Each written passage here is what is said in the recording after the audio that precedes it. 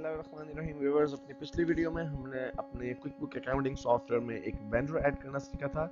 और व्यूअर्स, इस वीडियो में हम सीखेंगे कि हम इन्वेंटरी को किस तरह से ऐड करते हैं। व्यूअर्स, जैसा कि आप जानते हैं कि अभी तक हमने अपने कंप्यूटर सॉफ्टवेयर को ये नहीं बताया कि हम कौन सी मर्चेंडाइज में डील करते हैं, हम किन अशिया को खरीदते और बेचते हैं। इसलिए इस वक्त तक हमारा जो सॉफ्टवेयर है वो इस चीज़ से अवेयर नहीं है कि हमारी इन्वेंटरी आइटम कौन कौन सी हैं। तो हमें सबसे पहले अपनी इन्वेंटरी आइटम्स को डिक्लेयर करना होगा, यानी ये बताना होगा सॉफ्टवेयर को कि हम कौन कौन सी मर्चेंडाइज को सेल और परचेज करते हैं। तो इन्वेंटरी को मेंटेन करने के लिए व्यूअर्स, आप लिस्ट के मेन्यू में से वेंडर के ऑप्शन को सिलेक्ट कीजिए, वेंडर के मेन्यू को सिलेक्ट कीजिए और यहाँ पर आपको इन्वेंटरी एक्टिविटीज नजर आ रहा है और इसमें से आपने सिलेक्ट करना सब मेन्यू में से न्यू आइटम। हाँ जी व्यूअर्स, जो ही आप न्यू आइटम के ऑप्शन पर क्लिक करते हैं, एक फॉर्म आपके पास अपीयर हो जाता है। बेसिकली ये फॉर्म आपको बता रहा है कि आपने अपनी इन्वेंटरी के बारे में क्या क्या इन्फॉर्मेशन देनी है। यहाँ पर आपके पास टाइप है इन्वेंटरी की, मुख्तलिफ टाइप्स हैं। इन्वेंटरी पार्ट है, इन्वेंटरी असेंबली है, नॉन इन्वेंटरी पार्ट है। तो बेसिकली अभी जो हम इन्वेंटरी ऐड करने वाले हैं वो हमारा इन्वेंटरी पार्ट है, यानी हमारे इन्वेंटरी का हिस्सा है। तो हम इन्वेंटरी पार्ट को सिलेक्ट करके सबसे पहले हमें आइटम का नेम या नंबर देना होगा। तो व्यूअर्स, हम यहाँ पे आइटम का नेम दे देते हैं। फॉर एग्जांपल, हम पहली इन्वेंटरी जो ऐड करने लगे हैं वो है नोकिया 1280।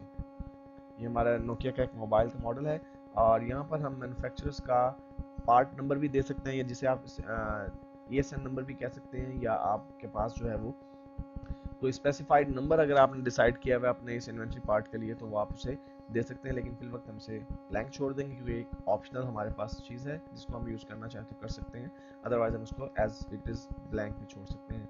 डिस्क्रिप्शन में व्यूअर्स, यहाँ पर आपको वो डिस्क्रिप्शन इंसर्ट करनी है जब आप इस इन्वेंटरी को सेल करेंगे तो आपकी जो सेल्स की आपकी जो इनवाइस बनेगी उस इनवाइस में इन्वेंटरी के अंदर क्या नाम आना चाहिए। तो हम यहाँ पर इसका नेम ही जस्ट एंटर कर देते हैं, नोकिया 1280। व्यूअर्स, इसके बाद हमें इसकी कॉस्ट डिसाइड करनी है। हमें ये मालूम होना चाहिए कि इसकी कॉस्ट क्या होगी। तो हम यहाँ पर डिसाइड करते हैं कि जी ये हमें मिल रहा है, यानी जब हम इसको परचेज करते हैं तो ये हमें इन्वेंट्री में मिलता है 1900 का, यानी इसकी जो कॉस्ट प्राइस है वो 1900 है। और व्यूअर्स, इसके बाद आपका cost of goods sold account automatically selected है।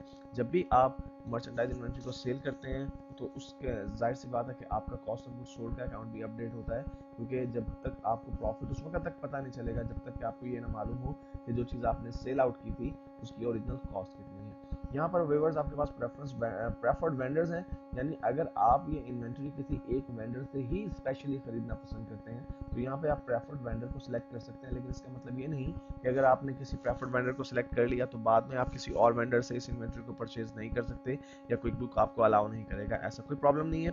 लेकिन आप अगर सिलेक्ट करना चाहें तो देखिए, अभी तक हमने चूंकि 2 ही वेंडर्स जो ऐड किए अपने वेंडर्स लिस्ट में, मोबाइल जोन कराची और टेलीटेक कराची, तो उन दोनों का नाम यहाँ पर आ रहा है, लेकिन हम इसको एज इट इज़ ब्लैंक छोड़ देते हैं क्योंकि हम यहाँ पे डिसाइड करते हैं कि सम टाइम हम यही प्रोडक्ट एक वेंडर से परचेज करते हैं और सम टाइम यही प्रोडक्ट हम किसी दूसरे वेंडर से परचेज करते हैं। उसके बाद व्यूवर्स, यहाँ पर आपको ये अकाउंट टाइटल बता रहा है कि ये जब आप इन्वेंट्री को परचेज करेंगे तो डेफिनेटली जो अनसोल्ड इन्वेंट्री है वो आपका एसेट होता है। तो यहाँ आपको ये बता रहा है कि ये आपको बैलेंस कहाँ पता चलेगा कि आपके पास कितनी इन्वेंट्री पड़ी, कितनी मालियत में। तो आपका अकाउंट नंबर है 12100, यानी इन्वेंट्री का एसेट अकाउंट, जिसमें आपको ये पता चलेगा कि आपके पास इस वक्त कितनी इन्वेंट्री मौजूद है। व्यूवर्स, उसके बाद आपके पास जो ऑप्शन है वो है री ऑर्डर पॉइंट।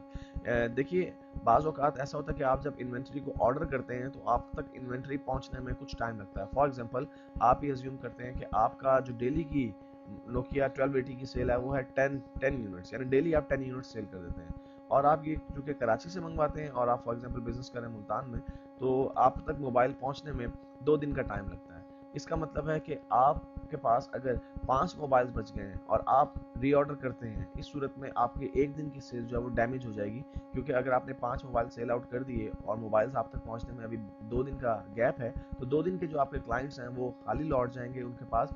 आप मोबाइल उन्हें सेल आउट नहीं कर सकेंगे क्योंकि आपके पास इन्वेंट्री में मोबाइल था ही नहीं। तो हम चूंकि हमें हमारी एवरेज सेल्स जो है वो यूनिट की वो है 10 यूनिट्स पर डे, और हमें मालूम है कि जब हम ऑर्डर करते हैं तो ऑर्डर हम तक पहुंचने में, यानी वो मोबाइल हम तक पहुंचने में 2 दिन का टाइम लगता है। इसका मतलब है कि कम से कम हमारे पास इन्वेंट्री में 20 यूनिट्स एटलीस्ट होने चाहिए, तब हम इसको रीऑर्डर कर दें, ताकि 2 दिनों में जब मोबाइल्स हमारे पास पहुंचेंगे तो उस दौरान हमारे पास कस्टमर्स की नीड्स को मीट करने के लिए मतलूबा मोबाइल्स हैं वो होने चाहिए।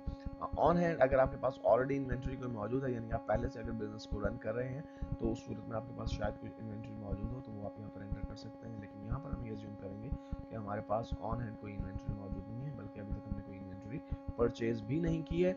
उसके बाद व्यूअर्स यहाँ पर हमारे पास सेल्स के रिलेटेड इन्फॉर्मेशन है। बेसिकली अगर आप इस इन्फॉर्मेशन पैनल को देखें तो ये दो हिस्सों में डिवाइडेड है। लेफ्ट साइड पे परचेज इन्फॉर्मेशन और राइट साइड पर सेल्स इन्फॉर्मेशन। आपने जो डिस्क्रिप्शन परचेज इन्फॉर्मेशन में एंटर किया, ऑटोमेटिकली सॉफ्टवेयर ने वही डिस्क्रिप्शन सेल्स इन्फॉर्मेशन में एंटर कर दी है। सेल्स प्राइस आप यहाँ पर इसकी डिसाइड कर सकते हैं व्यूअर्स कि आप किस प्राइस पर इसको सेल करते हैं, लेकिन बाद में आप इस सिलेक्टेड प्राइस से अलावा भी ज़्यादा या कम प्राइस पर इसको सेल आउट कर सकते हैं। लेट्स से हम कहते हैं कि हम इसे सेल आउट करते हैं 2100 रुपीज़ में, और जब आप सेल करेंगे तो डेफिनेटली आपकी इनकम जनरेट होगी। तो आपको ये डिसाइड करना है कि आपके कौन से इनकम अकाउंट में ये इनकम जो है वो रिकॉर्ड की जाएगी। तो आप जानते हैं हमने यहाँ पर 2-3 अपने जो है वो इनकम्स के अकाउंट्स क्रिएट कर रखे हैं। सेल्स इनकम है, रिपेयर इनकम है, और रिपेयर इनकम में भी सब टाइप्स हैं, लैपटॉप रिपेयर और मोबाइल रिपेयर्स की। तो हम सेल्स इनकम के अकाउंट को सिलेक्ट करते हैं, यानी जब भी हम ये मर्चेंडाइज सेल आउट करेंगे तो हमारी सेल्स का अकाउंट जो है वो अपडेट हो जाया करेगा। और व्यूअर्स इतनी इन्फॉर्मेशन एंटर करने के बाद हम ओके पर क्लिक करते हैं और हमारी एक इन्वेंटरी आइटम जो है वो ऐड हो चुकी है। व्यूअर्स इसी तरह से हम एक और इन्वेंटरी आइटम जो है वो ऐड करते हैं, लेकिन अब की बार मैं डिटेल्स बहुत ज़्यादा डीपली नहीं बताऊंगा आपको, क्योंकि हम जो मुतल्लिका ऑप्शंस हैं उनको हम देख चुके हैं। इन्वेंटरी पार्ट को हम सिलेक्ट करते हैं और आइटम का नेम हम इंसर्ट करते हैं, नोकिया C3,